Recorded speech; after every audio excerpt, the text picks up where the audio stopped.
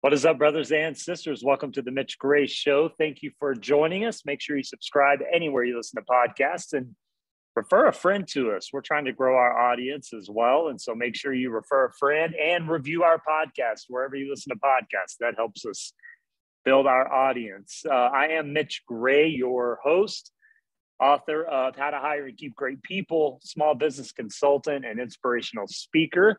And so if you are looking for building your team or your leadership ability, make sure you go order my new book, How to Hire and Keep Great People. Our new curriculum is out, How to Hire and Keep Great People, the curriculum. And so make sure you go to our website, recruitgreatpeople.com, to find the link to buying your class and get that certification on how to hire and keep great people. So enough about me. Another great guest on the show today. I was telling my guests before the show that the last few months of the guests have been amazing, as you all have heard, but it's just been an interesting time of life, and we're just making it happen. And I'm so grateful for all of my guests as always, but especially the last 4 or 5, because we've had to earn our way, and that's okay as well. So today, brothers and sisters, I want to introduce you to Mr. Paul Henderson. Paul, welcome to the Mitch Gray Show, brother.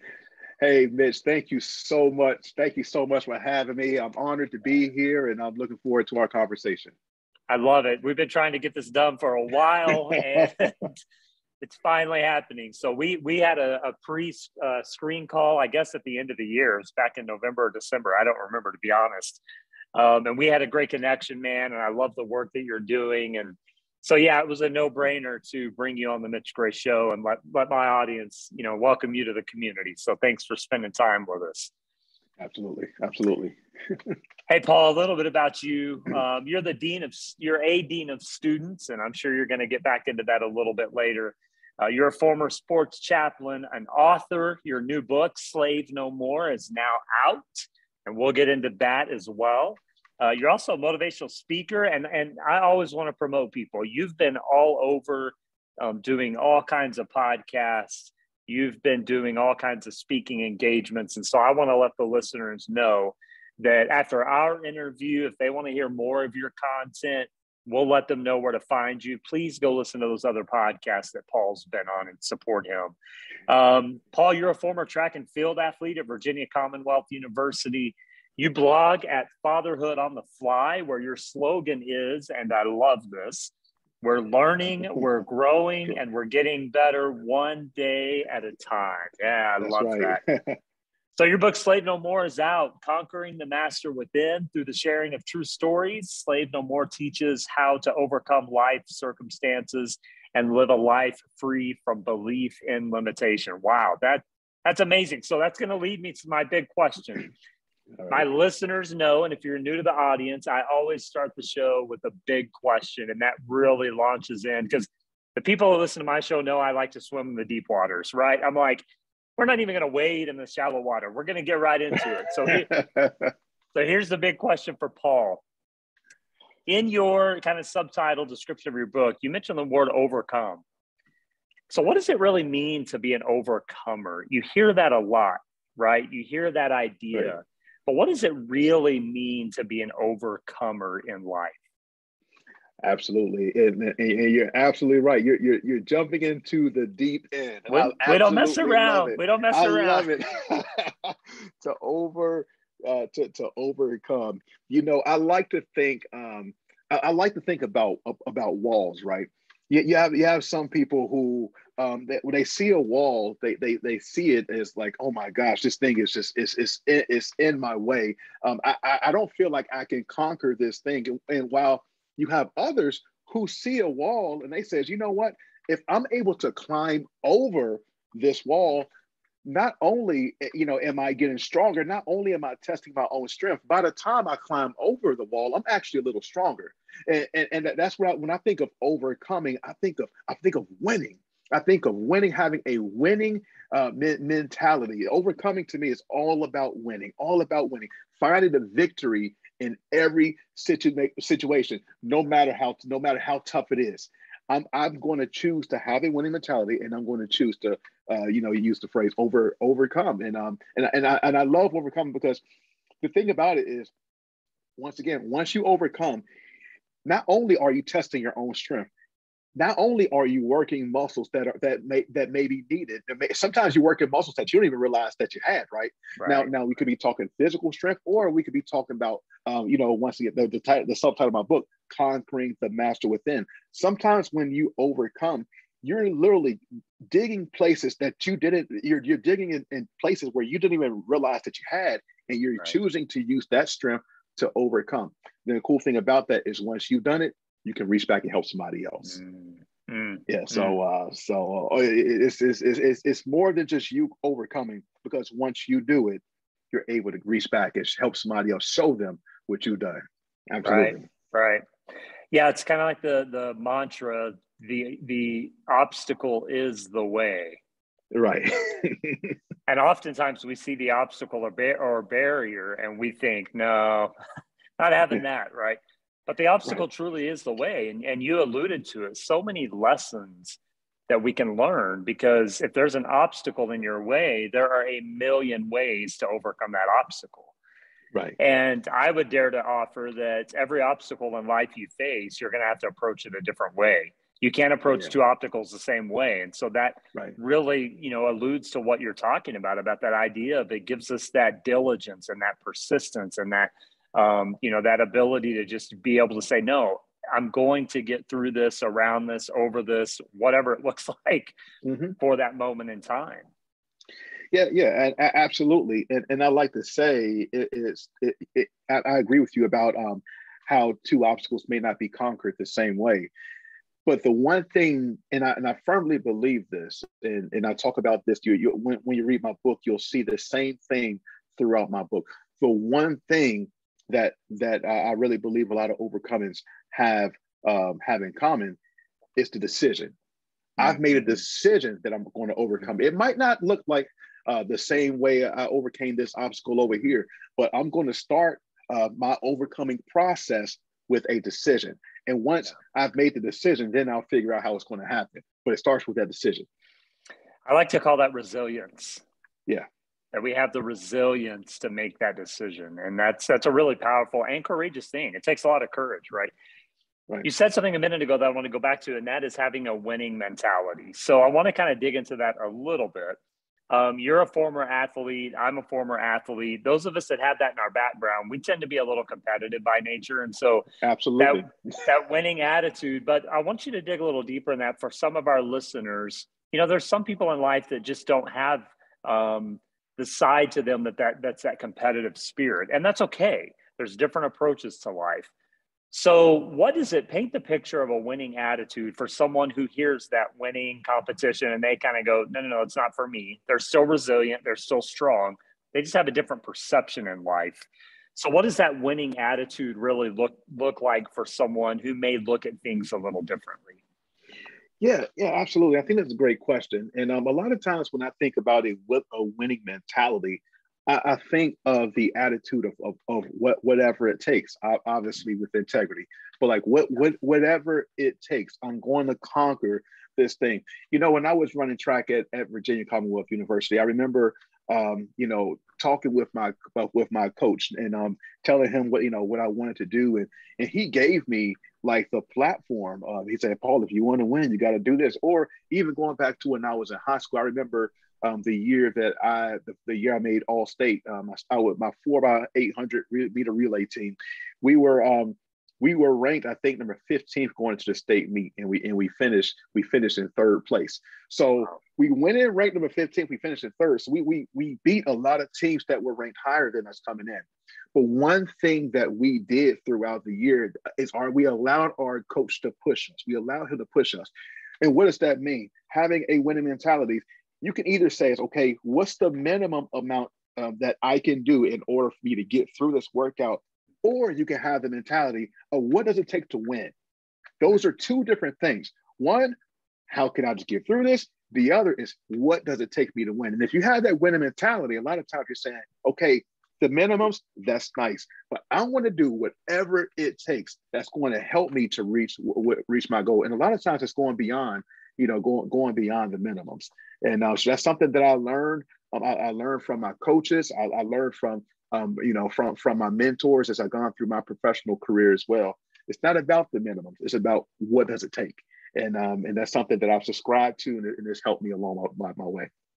Yeah, what really motivated you to talk about limiting beliefs? That's really in that kind of description of your book. You use the line, live a life free from belief and limitation. What was there an experience or something that really motivated you to go, hey, I want to share this message? For people that haven't written a book, it's scary to put a book into the world because it's like you're putting your heart and soul on the line, right? But something motivated you to do that. What was that? That's a great question, Mitch. So I was actually a history major at VCU, Virginia Commonwealth University, and I remember studying a lot of just different stories about slavery in the Americas, slaveries in the Caribbean, and then you would read about Lincoln issuing the Emancipation Proclamation, and then you would see that there were slaves that got their freedom, but then they went back and worked for the same slave master. So I'm like, okay, so really you're just technically you're not a slave, but in reality, you're still a slave. So what I would do is I would just look at people and I would look at current day situations. And I'm like, man, this looks a lot like what I just read, but in current day form. So what would happen is I would see person A with a struggle, and I would see person B with the same struggle. I would see person A, let's just say, for example, I'll give you an example that's actually in my book. The character's name is Rosa Rogers. She's from a place called Prince Edward County, Virginia. Okay, so what happened in the 1950s is the school system actually shut down for about 5 years. So imagine being 7 years old, the school system shuts down for 5 years. 5 years later, you're in 7th grade, and they say, you're 12 years old, they put you in 7th grade, and they say, survive. So you miss 5 years of formative education, and you're told to just survive. But when I see her, when I met her, she was retiring from a 40-year career as a nurse.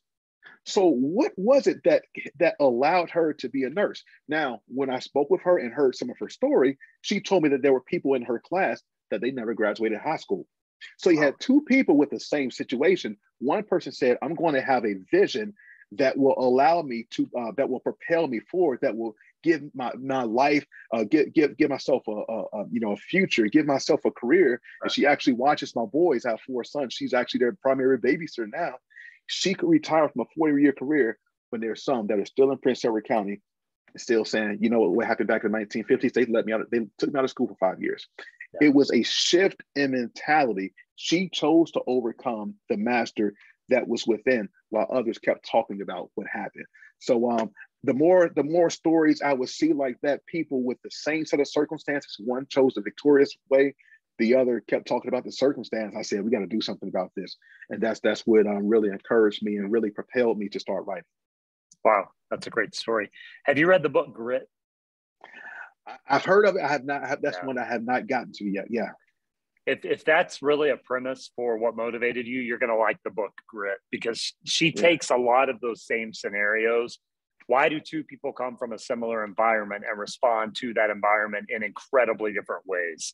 And it's really, there is a psychology and emotionalism, a spirituality behind it. And it does kind of make you one. It's like when you have two siblings and one of them goes in one path in life and the other one just self-destructs. And you're like, how in the world is that happening? But there is something to that, right? And I think you're onto something about the self-limiting beliefs. I want to dive into something even deeper. So we're going to swim a little deeper here because, and I'm going to ask this question because of who you are and who I know you to be.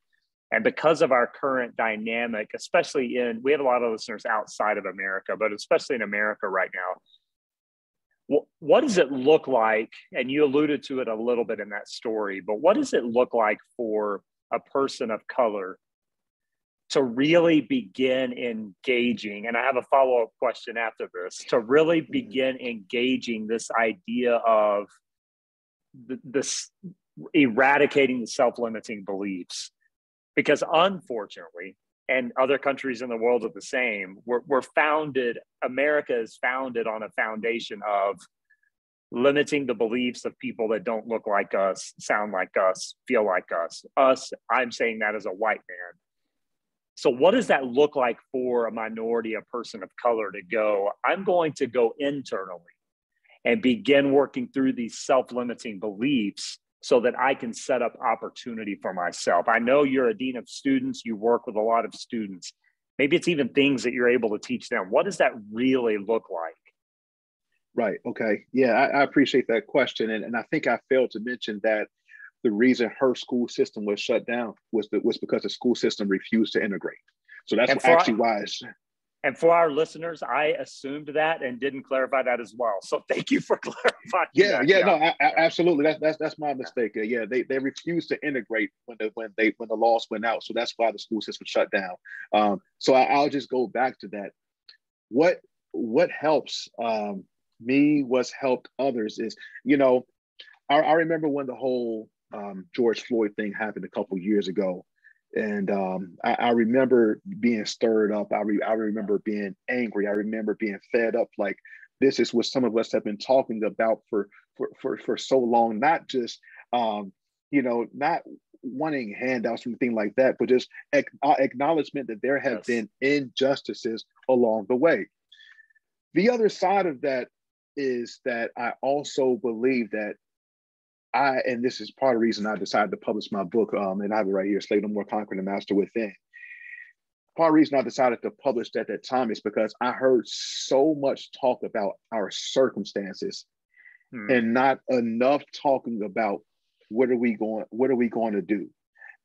Every single person that I interview for my book, they come from diverse circumstances, but each of them are, they're Black, they're people of color, right? Yeah. Every single one has been successful in their own right. And the common thing among each of them is a strong vision, a strong purpose. And that strong vision, that strong purpose will help to drive you, and it will help you to get to where you want to go. It helps you to shed any limiting belief that you've ever had, because you're keeping that vision in front of you. I firmly believe that. And now, Mitch, I think it's important to say that I never downplay anyone's real circumstances. I never downplay anyone's real circumstances. But at the same time, it's like, what lens do we choose to view our circumstances? Do we choose to say, this happened to me, and I'm going to keep on talking about what happened to me? Or he says, you know what, this happened to me, and if I've made it through this situation, then you know what, I can make it through the next situation. It's a mindset. It's a mindset. So while my parents grew up in segregated schools, man, my grandparents definitely did, but one thing I've learned from them is how they chose to overcome. And if they overcame, then I can overcome. And if I choose to overcome, then I'm setting my 4 sons up very well that, hey, daddy overcame, so I can overcome too.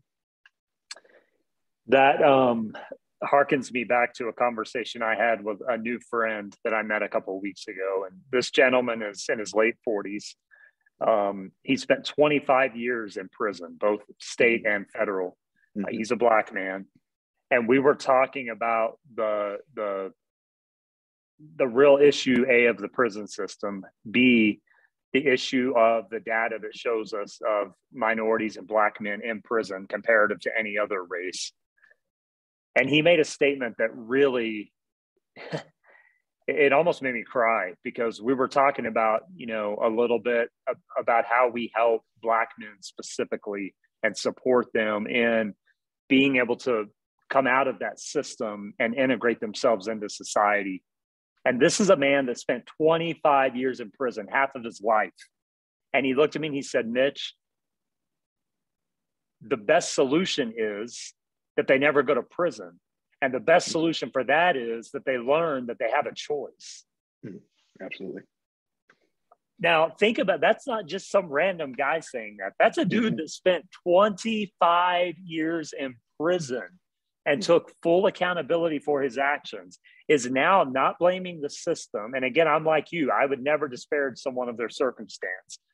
But that is a man from his own mouth that said, I had a choice and I made the wrong choice. And that's my message to other men.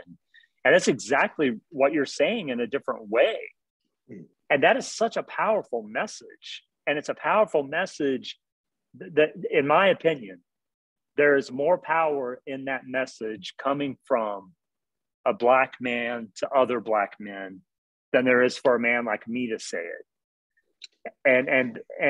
We need to say it and support it. But what I'm saying is when you can stand there and shout it and be that opportunity for someone, there's so much power in that. And so for that, I want to say thank you, because I agree with you. I think there's not enough of the message across the board.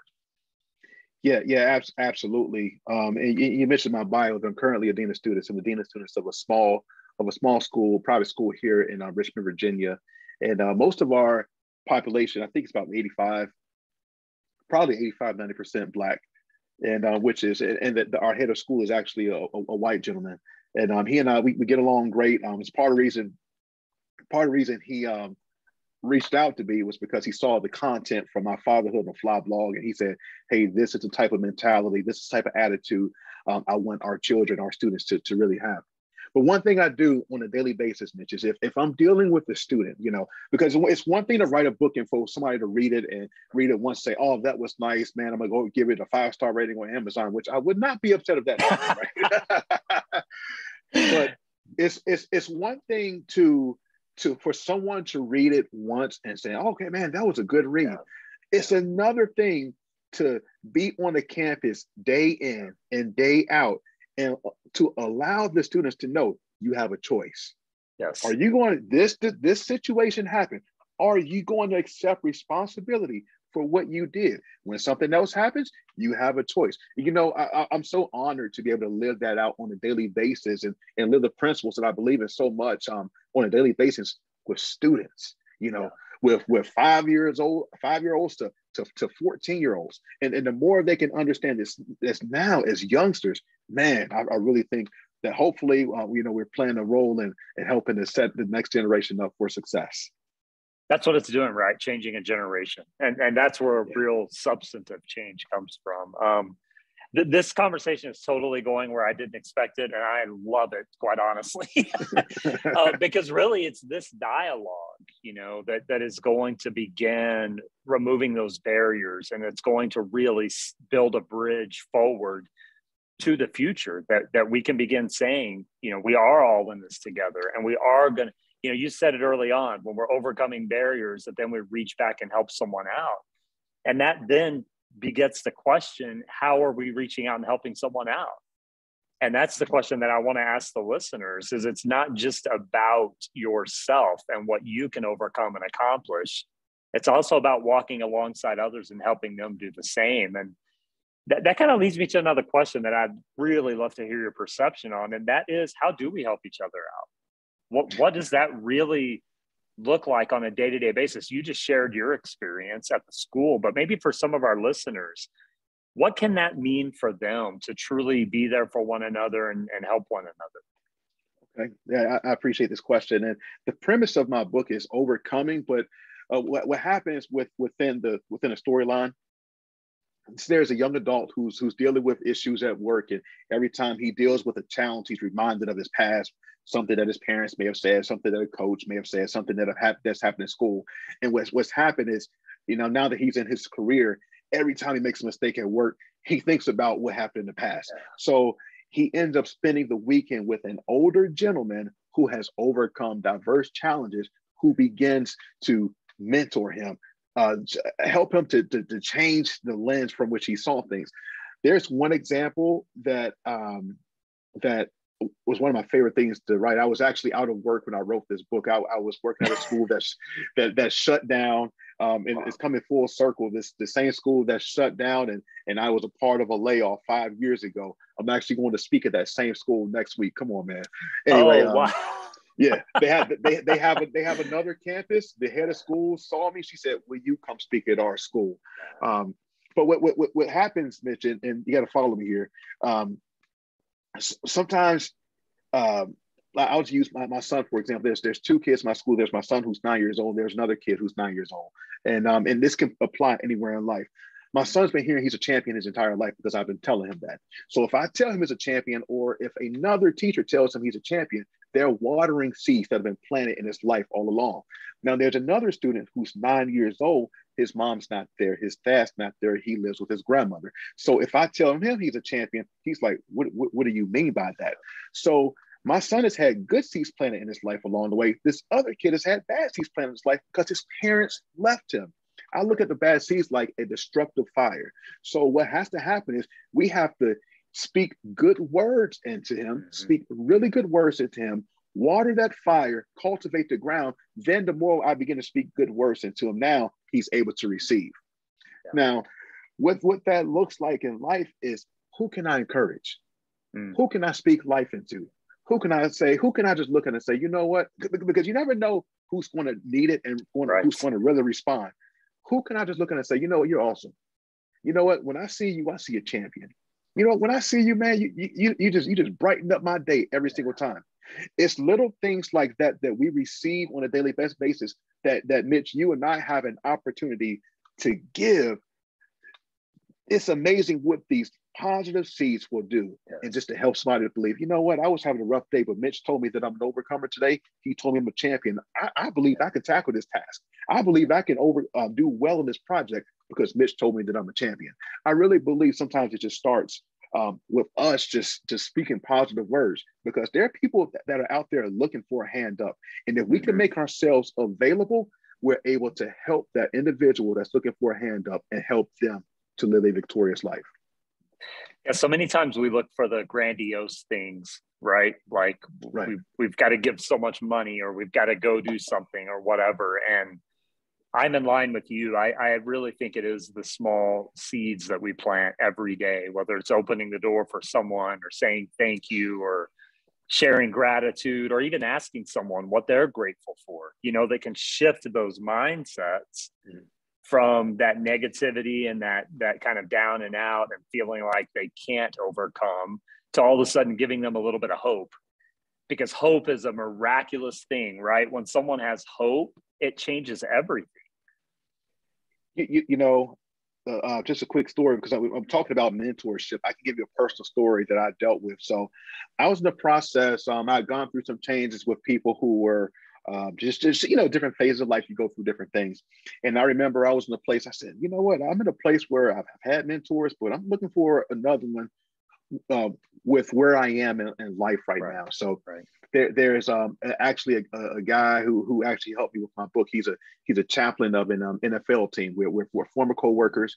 When I was doing my chaplain work with Fellowship of Christian Athletes, he's one of the guys I really looked up to.